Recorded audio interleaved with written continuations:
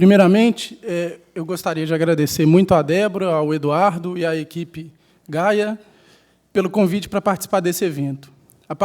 Apesar da diferença de escala, eu acredito que ele guarda uma continuidade discreta com aquele nosso outro encontro, nessa mesma casa de Rui Barbosa, que aconteceu como parte das atividades autogestionadas da Cúpula dos Povos durante a Rio+20, e no qual lançamos a Fundação Taba Oswald de Andrade. Que bom que nós estamos todos reunidos aqui outra vez. Isso que eu vou apresentar é uma espécie de longa nota de pé de página, como dizia aquela famosa frase do Whitehead, do ensaio da Débora e do Eduardo, de alguns textos da Isabelle Stengers, do Bruno Latour e do Mauro Almeida. É um comentário um pouco pessoal da ideia de guerra de mundos ou de conflitos ontológicos. Se a palavra guerra soar muito agressiva, vocês podem substituí-la por qualquer outro sinônimo, mas, enfim. E eu vou começar esse texto por uma volta, dando uma volta que talvez esteja um pouco longa, mas que me ajuda a me situar diante das questões que nós temos discutido durante esse encontro. Eu começo por uma citação. Essa citação foi do livro que o Felipe falou ontem, do Animal que Logo Sou, do Derrida. Ele diz assim: pensar essa guerra na qual estamos não é apenas um dever, uma responsabilidade, uma obrigação, é também uma necessidade, um imperativo do qual, bem ou mal, direta ou indiretamente, ninguém poderia se subtrair. Doravante, mais do que nunca. E digo pensar esta guerra, porque creio que se trata justamente do que chamamos pensar. Pois bem, eu começo o texto. Não ocorreria ninguém aqui presente negar que estamos em um estado generalizado de guerra. A presença de soldados nas ruas das capitais brasileiras e a repressão às manifestações desde junho do ano passado, especialmente aqui no Rio de Janeiro, se tornaram ainda mais violentas na tentativa de manter as aparências para a Copa da FIFA. Eu, acho que ninguém de minha geração, não havia ainda visto um tal estado de enfrentamento diante das câmaras da imprensa e das vitrines dos centros comerciais das grandes cidades. É como se a repressão às revoltas trabalhistas nas hidrelétricas de Santo Antônio e Jirau, as desocupações violentas dos canteiros de obras de Belo Monte, o genocídio dos Guarani e outros tantos conflitos tivessem agora uma representação ou um símile suficientemente concreto bem no meio da nossa ágora. As manifestações de junho de 2013 dão um sinal inequívoco do esgotamento desse estranho pacto produzido pelo governo Lula, que é a combinação de um neoliberalismo econômico com uma plataforma desenvolvimentista. Vários estudiosos têm mostrado e insistido como que essa combinação insuspeita de ordem e mudança garantiu a sustentação de um arranjo conservador no sentido de que ele se baseia na evitação do conflito, que distribui renda sem alterar os padrões escandalosos de desigualdade social no Brasil. Como sabemos, a brincadeira foi sustentada pelo alto valor de commodities, cuja produção avança sem cessar sobre a Amazônia. Mas todos tivemos nosso momento de entusiasmo com esse liberalismo tardio à brasileira. Assim, no início do governo Lula, havia um ministro ou um secretário de alto escalão para cada um dos segmentos economicamente localizados ou que aceitassem a jogar o jogo da cultura, o que gerava a expectativa de que a escuta contrabalancearia a onipotente lógica dos acordos PMDBísticos, por dizer assim, das doações de campanha, etc. Agora, para muitos de nós, já não é possível não ir para a rua, se misturar com tanta gente sem partido e sem bandeira, que grita palavras de ordem dificilmente traduzíveis na linguagem do debate político oficial. As manifestações de junho é o grande desconforto nos debates eleitorais, né? Sempre aparecem como um fantasma, uma coisa assim.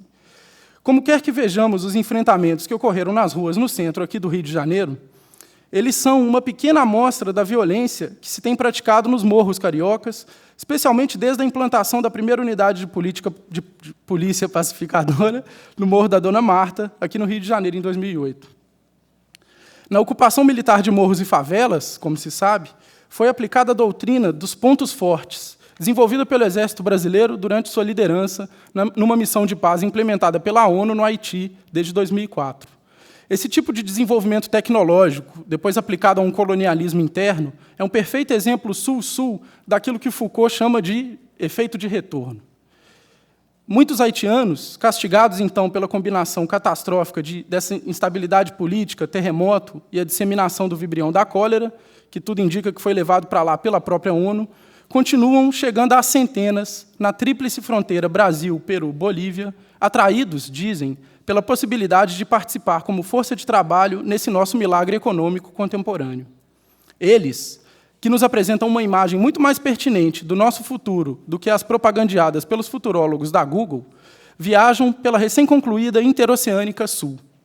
Essa estrada, que foi construída por um consórcio liderado pela empresa Odebrecht, apontada pelos jornais de economia como a verdadeira ganhadora da Copa do Mundo, corta a floresta, atravessa os Andes e liga os produtores de commodities brasileiros aos portos peruanos do Pacífico, de lá ao mercado chinês, que é um dos principais fiadores do nosso milagre econômico.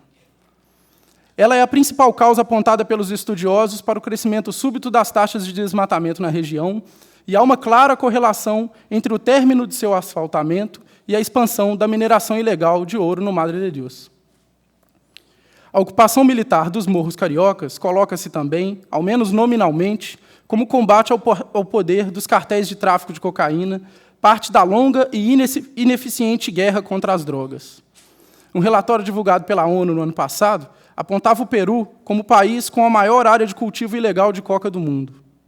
A região de maior expansão deste cultivo tem sido, segundo o mesmo relatório, a fronteira com o Brasil. Eu li há pouco tempo, em um jornal, que uma das principais rotas de entrada desses produtos derivados da cocaína no Brasil consiste em descer o rio Ucayali até Cepaua e, dali pelo rio Las Pedras, ir por Igarapés e Varadouros até chegar no Purus, em cujas margens estão as cidades de Porto Esperança ou Santa Rosa, de onde a viagem segue em pequenos aviões. Nas margens desse mesmo alto rio Purus está um dos principais projetos de rede, apoiados pela FIFA, como meio de compensar as emissões de carbono operacionais decorrentes da realização do Mundial. Essa possibilidade explorada pelos produtores de cocaína de ligar o rio Purus aos afluentes do rio Madre de Deus foi justamente o que motivava, há um século e meio, a viagem exploratória de William Chandlis. O Purus, àquela época, estava ainda tomado pelas tribos irredutivelmente afeitas à guerra, mas ia tornando-se rapidamente um dos rios fundamentais na logística da produção extrativista do Brasil. Chandlis só pôde explorá-lo porque ia guiado pelo astucioso diretor de índios do rio Purus, Manuel Urbano, caboclo capaz de traduzir a guerra em comércio, o mesmo que tentaria convencer, menos de um ano depois, o jovem membro da expedição Tyre, o filósofo pragmatista William James, a comercializar mercadoria americana a crédito com os indígenas e extrativistas ribeirinhos. William James não aceitou a proposta, mas ficou tentado. Ele relata numa carta que ele envia à irmã dele, segundo ele escreveu essa carta na beira do rio Solimões, no sítio do Manuel Urbano, onde o Purus deságua. Eu construo esse mapa meio mal traçado para, através dele, me posicionar diante do problema que nos ocupa nesse colóquio. Mesmo daqui do Rio de Janeiro, eu gostaria de me colocar diante das pessoas que estão lá, naquela fronteira, que é onde eu trabalho. E, além disso, essa espécie de loop retroalimentado, loop entre aspas, né, que liga guerras, plantas, mercados, rios, lugares, gente tão diferente, ela não é estranha a ninguém, nenhum de nós aqui. Né? É um tipo de conectividade sem holismo, como diziam na segunda-feira. Né? E todos nos lembramos também daquela leitura de um jornal diário no belo começo do livro Jamais Fomos Modernos. Nesse livro, Latour nos mostrou como o refluxo de uma natureza antropizada tornou cada vez mais difícil continuarmos nos apoiando cegamente sobre a eficácia da separação constitucional entre a natureza e a política, o que nos permitia forjar prematuramente uma imagem unificada do globo. 11 anos depois, tratando dos encontros entre os partidários da modernização e os coletivos recalcitrantes o suficiente para serem vistos como um problema, Latour observou que ninguém pode construir a unidade do mundo para outros, através da generosa oferta de deixar esses outros se entrarem, mas sob condição de que eles deixem na porta tudo o que lhes é caro, seus deuses, suas almas, seus objetos, seus tempos, os seus espaços, em suma, a sua ontologia. A unidade do mundo sustentava também a unidade desse espaço onde o outro, supostamente, é permitido entrar. Nos estados formados sobre a diáspora liberal, há, de um lado, a política como promessa de um entendimento racional, de antagonismos controlados, um espaço interno policiado, onde a violência é tomada como um percalço ou um acidente num processo de desenvolvimento. Por outro lado, há uma estatização da guerra, que é relegada para os limites exteriores das grandes unidades estatais. A ameaça à unidade do mundo compromete também esse espaço pacificado. Quando não há mais como continuar acreditando na crença, fica difícil simular uma síntese não violenta entre o uno e o múltiplo, pela conjugação da universalidade da natureza e a multiplicidade das culturas, ou pela distinção entre questões de fato e questões de interesse.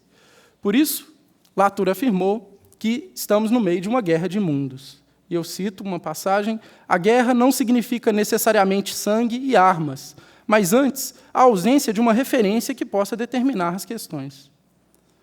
Essa forma de descrever o estado de coisas nos frontes de modernização se torna subitamente mais pertinente em extensão e intenção.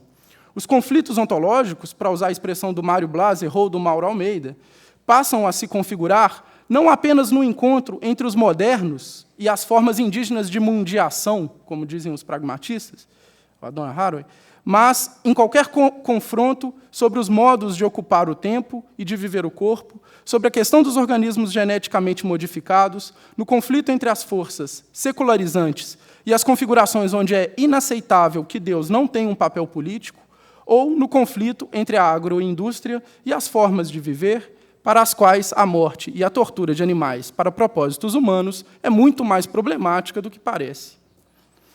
Os conflitos que têm sido pensados como sintomas do esgotamento do pacto lulista, no Brasil, na medida em que eles expõem as crescentes fissuras na cultura liberal do reconhecimento, eles acabarão tragados por esse tipo de guerra, e ela vai, inevitavelmente, alterar os limites do que a gente entende por política. Se, há alguns anos, a oposição à mineração, à exploração de petróleo ou à expansão da fronteira agrícola sobre terras indígenas era vista como utópica ou primitivista pelos habitantes das grandes cidades brasileiras, o mesmo não se pode dizer hoje. Despertando variados graus de adesão e apoio material ou simbólico, aqueles que tomam o partido dos indígenas nesta guerra de mundos se distanciam progressivamente da esquerda partidária e se aproximam de uma política acéfala, como a dos protestos de junho do ano passado. Podemos citar muitos casos acontecidos na América do Sul nos últimos anos, nos quais a interseção entre grupos de protesto e os coletivos indígenas que lutam contra os projetos de desenvolvimento ou de conservação baseado nas mitologias do mundo sem gente se intensificaram. Esses casos demonstram de maneira eloquente como governos dos dois lados do espectro ideológico, mesmo quando chefiados por um indígena, um ex-militar de esquerda ou um ex-operário, reagem como modernizadores intransigentes frente àqueles que, por opção ou mesmo por falta dela, são cada vez mais levados a ecologizar o modus vivendi. Os operadores desses grandes esquemas de acumulação primitiva, de conversão do mononaturalismo cosmológico em uma mega economia agrícola de monocultura, segundo a expressão da Débora e do Eduardo, e de extrativismo predatório, eu acrescento, já deixaram claro que não vão aceitar os limites que o consenso científico sobre o antropoceno aponta para a modernização. Os conflitos que denunciam o caráter artificial e prematuro da unificação da natureza mostram também a fragmentação do gênero humano. A Débora e o Eduardo observaram que, eu cito, a situação é a situação propriamente etnopolítica do humano como multiplicidade intensiva e extensiva de povos que deve ser reconhecida como implicada diretamente na crise do antropoceno. A coesão dessa classe-espécie parece dar lugar a uma miríade de arranjos e de composições políticas muito heterogêneas, algumas das quais se coloca frontalmente contra esses auto-intitulados porta-vozes do universal, para usar de novo uma expressão dos dois autores. Daí também a dificuldade crescente de compor processos de comensuração, nos quais normalmente se baseia a ideia de justiça ambiental. Se os lados beligerantes não habitam o mesmo mundo, então a guerra da qual falamos não é uma guerra no mundo, não é uma guerra que ameaça o mundo também, mas é uma guerra de mundos, na medida em que o ambiente e o mundo se constituem em relação recursiva com os agentes mesmo em conflito. Isso problematiza também radicalmente as respostas que a gente costuma ouvir sobre a crise ambiental. porque não há wilderness que possa ser protegida, e também não há separação possível entre internalidade e externalidade que possa compor uma estratégia de gestão de recursos ou de governança ambiental dos defensores da chamada ecoeficiência. Foucault observou certa vez que o reconhecimento de uma guerra perpétua impossibilita um discurso da totalidade ou da neutralidade. Ele impõe sempre um discurso de perspectiva. A descrição de um conflito ontológico pertence sempre a um dos lados do conflito. Não caberia reduzir toda a guerra de mundos às guerras da escassez e da concorrência violenta, às guerras de hobbies, de grócios. Não se trata também dos conflitos de distribuição ecológica sobre o acesso e o controle dos recursos naturais ou sobre os custos pela destruição ambiental, guerras nas quais os estados e as empresas sempre têm muito a ganhar. A guerra de mundos pode estar cercada por todos esses aspectos, mas não se resume a eles. Há uma guerra sobre a guerra, e não terá sido a única vez que o antropoceno nos colocou diante dos paradoxos da autorreferência. Permitam-me recorrer a um exemplo que irá nos reconectar com aquele mapa mal traçado pelo qual começamos esse texto. Há 3 anos, Alan Garcia, então presidente do Peru, perguntado sobre como se poderia reverter os ganhos econômicos proporcionados pelo crescimento da indústria extrativa para programas de integração econômica, para a segurança pública na selva central peruana, especialmente nos vales do rio Apurímac e Quiene, declarou, eu vou citar uma longa declaração do Alan Garcia, o Estado, diz ele, o Estado tem que ir, mas nada substitui os investimentos quando estamos falando de mineração. Falemos sobre o tema da droga. O primeiro a fazer é não mandar mensagens confusas. Estamos contra a droga, a produção e o consumo. O que temos que fazer é continuar um trabalho paciente. Em segundo lugar, o que necessitamos, obviamente, é manter as nossas forças armadas e policiais com capacidade de continuar operando, sem colocar-lhes obstáculos. Em terceiro lugar, devemos derrotar as ideologias absurdas, panteístas, que creem que as paredes são deuses, que a luz é Deus, e, enfim, que voltam a essas formas primitivas de religiosidade nas quais se diz: não toque nesse cerro porque ele é um apo, está cheio de espíritos milenares e não sei que coisas. Se chegamos a isso, então não fazemos nada, nem mineração. Não toque nesses peixes porque são criaturas de Deus, são a expressão do deus Poseidon. Voltamos a esse animismo primitivo. Não. Penso que necessitamos de mais educação. Então deixe que os que agora vivem se nutram ou trabalham e possam investir nesses cerros. É um longo trabalho, veja, mas nós temos avançado. Mas isso não significa que todas as nossas formas um pouco antigas de pensamentos foram superadas. Fecha a citação. Penso que esse é um bom exemplo porque todos os elementos estão aí. Um alinhamento institucional com a política norte-americana de guerra contra as drogas, os programas de erradicação forçada dos plantios de coca, a militarização da região como um vetor de ocupação capitalista, a arrogância modernizadora da chamada lógica do perro de hortelano, ansiosa em colocar um fim no animismo primitivo, e que insiste em figurar os conflitos suscitados pela mineração e pelo extrativismo predatório como objetos de uma paciente política pedagógica.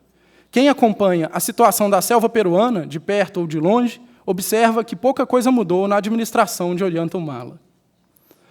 A região a qual Garcia se refere é território de diferentes grupos indígenas, especialmente dos Axaninca, que jamais poderiam ser tomados como vítimas da expansão modernizadora recente. Eles estão em contato com as frentes de colonização desde a primeira penetração dos espanhóis na Amazônia, já no final do primeiro século da invasão.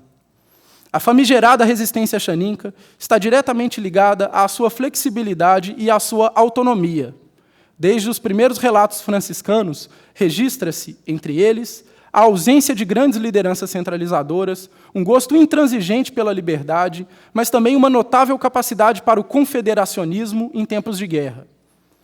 Os Campa, graças à bravura pessoal, conservam a sua liberdade primitiva, escreveu Euclides da Cunha no início do século.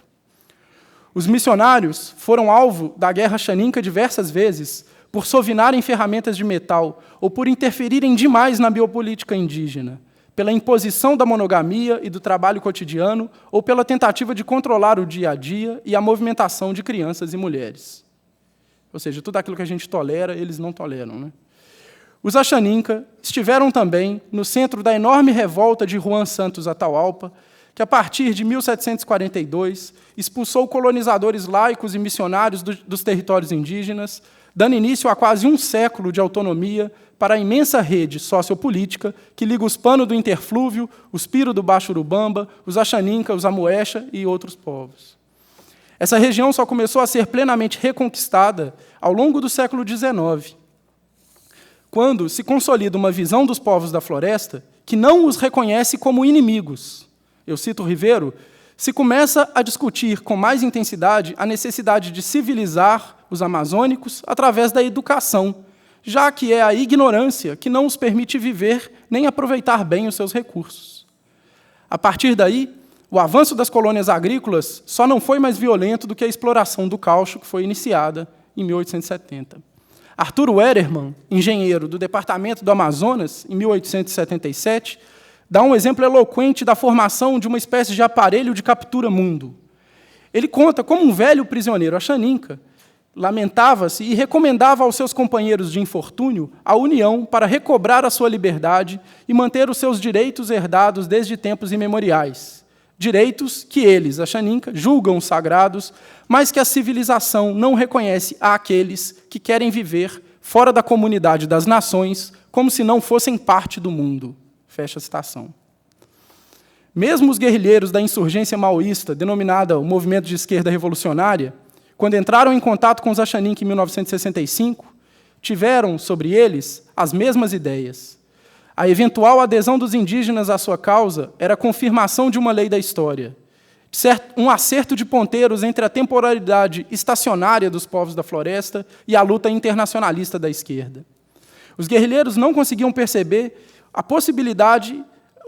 eles não conseguiam perceber que a possibilidade de reversão súbita da ordem, trazida pelas promessas de um estrangeiro eminente, podia significar uma coisa completamente diferente para os Achaninka. Não cabe aqui discutir se trata ou não de uma forma indígena de profetismo, mas me parece que a adesão Achaninka às promessas de Guillermo Lobaton está mais ligada à extrusão das causas de mudança súbita para fora do campo da ação convencional do que ao messianismo salvacionista. De qualquer forma, a guerra de mundos prossegue como se sabe. A extração de madeira se consolida como uma das principais atividades dos colonos, especialmente após a promulgação da Lei Florestal Peruana, no ano 2000. Essa lei, sem dúvida, é um marco na guerra de extermínio promovida pelos humanos contra o mogno e o cedro, atribui bases legais à comodificação das árvores, criando, junto com as concessões de exploração, a figura do concessionário. Ela dá, assim, aos patrões locais um acesso amplo ao mercado internacional da madeira. Além da madeira, apenas um cultivo bem adaptado à região e com alto valor de mercado poderia impulsionar a produção agrícola, atendendo às altas expectativas locais de lucro e desenvolvimento. O cultivo de variedades híbridas da folha de coca, destinada à produção de pasta base, etc., foi se expandindo na década de 80, atraindo mais colonos para a região e potencializando os conflitos por terra. Pequenas estradas e acampamentos de extração de madeira entre o rio Ucayali e a fronteira brasileira se convertem facilmente em campos de plantio ou em rotas para o transporte de derivados ilegais da coca, transporte, em muitos casos, coordenados pelas próprias máfias madeireiras associadas a prefeitos e políticos eminentes da região. Ao longo da década de 90, a agressão aos territórios Achaninka se intensificou, levada a cabo por empresas nacionais e estrangeiras dedicadas à extração de madeira, ouro, gás, petróleo, ao estabelecimento de grandes plantações para a produção de biocombustíveis. Acontecimentos como o massacre de Bagua, em junho de 2009, confirmam aos olhos dos indígenas que os impactos das frentes de expansão econômica são parte do propósito explícito que governos e empresas têm de exterminar os povos da floresta. Pois, como explicar que apenas um ano após o conflito de Bagua, Lula e Alan Garcia celebrassem autoritariamente um acordo energético com planos para a construção de 6 usinas hidrelétricas na região dos rios Ene, Tambo e Perene? 2 dessas hidrelétricas, que seriam construídas no rio Ene por um consórcio liderado pela mesma Odebrecht, só não saíram do papel devido à resistência feroz dos Achaninka. Sobre a construção da hidrelétrica de Paquitzapango, a central Achaninka do rio Ene declarou: Eu cito: "Vemos esse atropelo a nosso território como uma violência a mais que ataca diretamente a nossa vida e o nosso existir como um povo. Isso nos conduz a apenas uma conclusão: o governo tem a intenção de nos exterminar." Esta percepção tem tomado forma de uma antropologia reversa que fala de uma sobrenatureza povoada por personagens conceituais sinistros, análogos às figuras vampíricas do Capital evocadas por Marx. Vultos, gringos alados, ladrões de rostos, de olho, de gordura, de energia vital, que seria usado para obter longevidade sobre-humana, ou para fazer funcionar motores e máquinas destrutivas e até mesmo bombas. Ladrões de corpos, disfarçados de assistente social, que chegam com programas de distribuição de renda. Seladores que marcam crianças e mulheres grávidas com códigos de barras invisíveis, como os que se vê nos alimentos de supermercados ou que são distribuídos nas cestas básicas para destiná-las ao abate. Contra estes e outros realizadores locais de uma economia mundo, obcecada pela acumulação sobre o ouro, as almas, o trabalho barato, as terras, o caucho, a madeira, o petróleo e outras formas de energia intensiva, os Achaninka opõem sua guerra. É claro que não se trata de uma oposição consensual e homogênea. Lembrem-se do Curaca Venâncio, que era empregado de Fitzcarraldo. Mas é possível distinguir os lados dessa guerra de mundos, mesmo quando se optou por formas de resistência moderadas, que tomam parte no sistema econômico, como é o caso da produção do café orgânico no Grã-Parronal, diretamente ligada à fabricação de uma paisagem totalmente diferente dos pastos e dos grandes plantios das colônias agropecuárias da região, ou, no Alto Juruá, os projetos da cooperativa Apiltia e do Centro Yorém-Caetame, com seus trabalhos de agrofloresta e de educação ambiental. Mas, educação ambiental entre aspas, mas, como se lê na revista de Antropofagia, que ninguém se iluda, a paz do homem americano com a civilização europeia é a paz em Engaíba.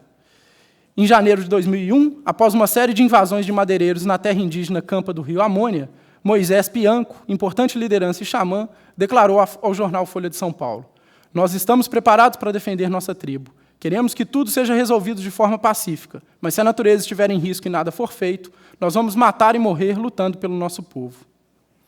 Essas formas de guerra e de metacontrole, limitar o limite, dizia o Alexandre, são parte de um plano de imanência amazônico da filosofia de Pierre Clastres. Eu cito Clastres: "A guerra é um modo de existência privilegiado da sociedade primitiva, quando esta se distribui em unidades sociopolíticas iguais, livres e independentes. Sabe-se que foi a partir de uma reelaboração dos conceitos clastrianos, especialmente atenta aos mecanismos de antecipação e conjuração da soberania, que Deleuze e Guattari propuseram o conceito geofilosófico de máquina de guerra. Desde as suas primeiras formulações, como em um texto sobre Nietzsche, de 1973, este conceito é tomado como uma forma de abordar aquilo que Deleuze chama de o problema revolucionário. Eu cito Deleuze: "Como encontrar uma unidade das lutas pontuais sem cair na organização despótica e burocrática do partido ou do aparelho de Estado." Reparem que é o mesmo tipo de problema que se coloca para os participantes mais envolvidos nas manifestações brasileiras. A máquina de guerra é Black Bloc, não é Blackwater, né? Algo da máquina de guerra Achaninka ecoa ou se transmite, relay, como diz um belo artigo da Stenger sobre esse conceito, entre grupos de pessoas que habitam as florestas na Amazônia Ocidental. Mauro Almeida, no seu artigo genial sobre os conflitos ontológicos, mostrou como, na teoria dos seringueiros da reserva extrativista, os animais de caça escapam ao controle humano, pois são distribuídos na mata pelo caipora. O dono das caças Achaninka, Manicari, como os donos das caças Achaninka, o Manicari, ele pode ou não dispor os bichos na floresta em um espaço heterogêneo que só é conhecido através do trabalho das pernas e que não cumpre a condição de ser observável de um ponto de vista que é externo a ele. Esse nomos caipora está em conflito com a distribuição dos estoques de caça em territórios limitados, homogeneamente esquadrinhados nas bases cartográficas recrutadas pelos modelos de conservação, seja um modelo de extração ótima ou um modelo de fonte sumidouro. Mauro Almeida observa que o conflito ontológico é a condição para que essas duas ontologias apareçam com alguma nitidez uma para a outra. E ainda que os lados dessas guerras de mundos, por vezes, se engajem em interações pragmáticas frutuosas, porque isso acontece frequentemente, O confronto é, a miúde, proibido pelo poder que se associa às ontologias científicas, que são levadas à região por doutores, biólogos, funcionários do ICMBio e etc. Né? A negação do conflito pelo poder, que pensa a distribuição hipostasiada pelo logos da biologia conservacionista, acaba servindo à captura da vida silvestre pelo mercado. E, segundo Mauro Almeida, eu cito Mauro Almeida, a ontologia mercantil só pode afirmar-se como verdadeira destruindo a metafísica de que animais são pessoas. Na ontologia caipora, Caipora negocia com humanos predatores e permite a eles o acesso, embora limitado, não mercantil, aos animais presa.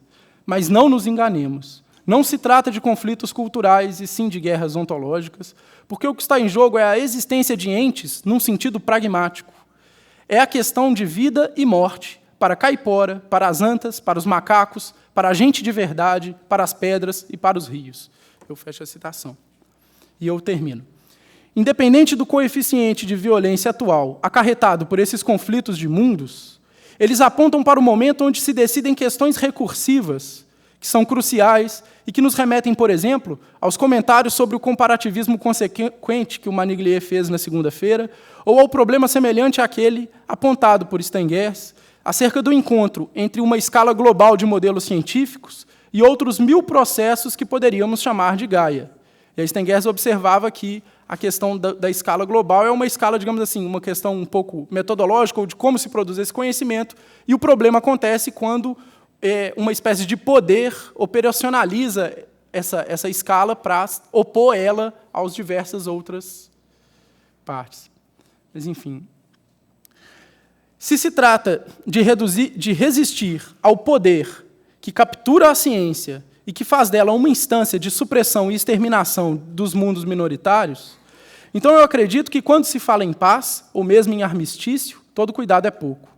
É o momento em que devemos perguntar: este pacto, que está sempre no étimo de paz, nos fará deixar a cosmopolítica para nos colocar no espaço de uma cosmopolícia, para brincar com a expressão do Maniglier, do Rancière e da Juliana Fausto. Diante disso, talvez seja melhor continuar a retransmitir ou transmitir relay, como na ideia citada da Stengers, relay, uma máquina de guerra, que, em sua exterioridade constitutiva em relação à mansão das liberdades modernas, para usar a expressão do Chakrabarti, me parece estar mais próxima da sensibilidade que Latour nos exorta a cultivar. E eu terminei o texto, mas eu só não posso deixar de mencionar, correndo risco, enfim, mas não posso deixar de mencionar que, na segunda-feira, no dia 1º, 4 lideranças axaninca estavam saindo da comunidade nativa do Alto Tamaia, Saueto, indo para Apiúti, onde eles iam fazer uma reunião para discutir justamente as estratégias de combate à extração ilegal de madeira que graça no lado peruano da fronteira, né? E aí eles foram assassinados, o Edwin Chota, o Leôncio Quinticina, o Jorge Rios e o Francisco Pinedo, né? E eu gostaria, então, de deixar esse texto como uma homenagem humilde, mas à luta desses povos.